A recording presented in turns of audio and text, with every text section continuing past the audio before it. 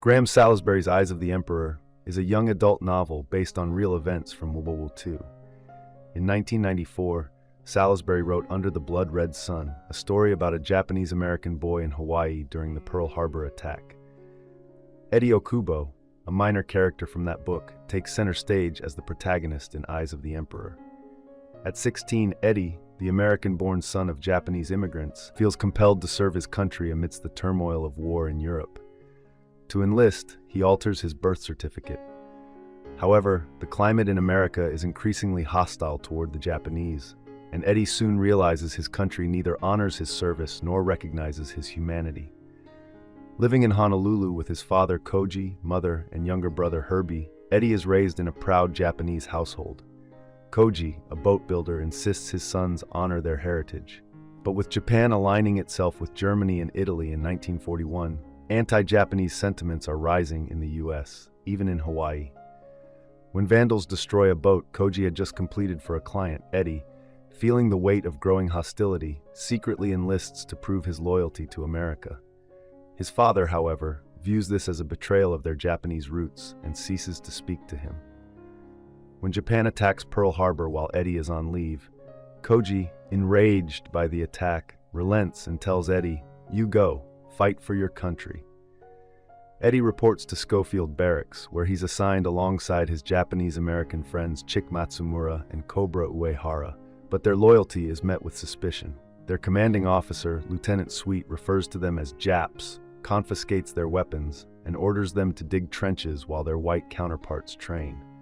As Cobra points out, the army doesn't see them as soldiers, only as enemies. The men are transferred to tents on the beach to guard against enemy submarines, but they're watched closely by armed white soldiers, ready to shoot at the slightest misstep.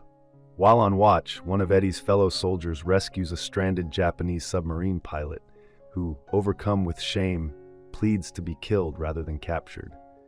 Despite the harsh treatment, Eddy remains committed to defending his country and maintaining his American identity. His resolve is bolstered by Captain Parrish, his former high school teacher, now serving in the National Guard. Parrish, though white, disagrees with Lieutenant Sweet's racist attitudes and takes steps to improve the soldiers' treatment. After 5 months, Eddy's unit is moved to Camp McCoy in Wisconsin. There, for the first time, they encounter Japanese-American civilians held in internment camps, which marks a painful and eye-opening chapter in their journey.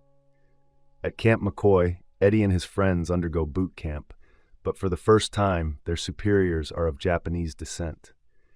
Their unit is designated the 100th Infantry Battalion. Upon completing boot camp, Eddy and 25 other Japanese-American soldiers are flown under the cover of night to Ship Island off the coast of Mississippi.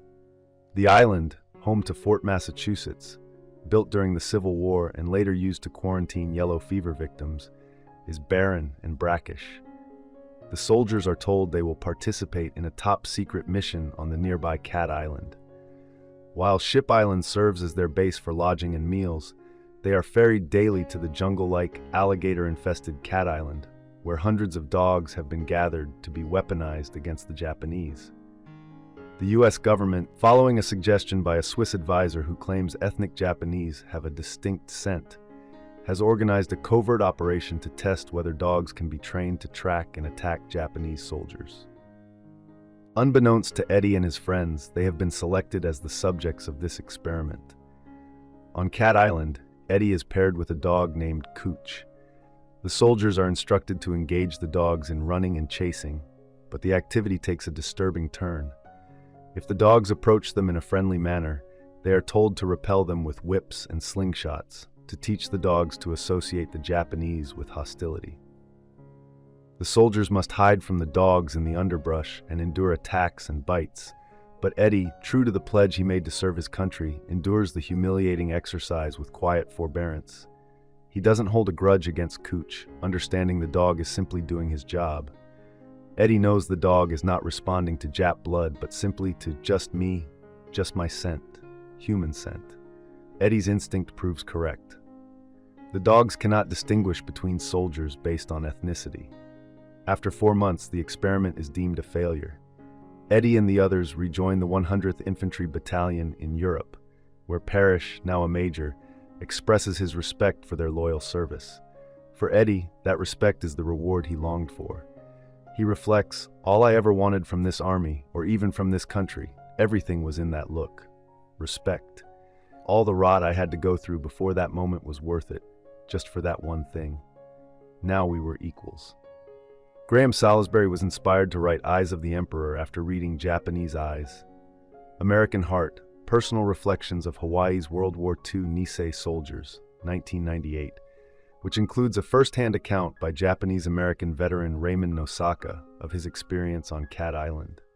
To ensure historical accuracy, Salisbury interviewed Nosaka and 8 other veterans who were part of the ill-fated experiment and toured the island sites. Kirkus Reviews praised the novel as psychologically complex, historically accurate, and unforgettably gripping. I hope you enjoyed this video. Leave a like if you did, and be sure to subscribe. Thank you.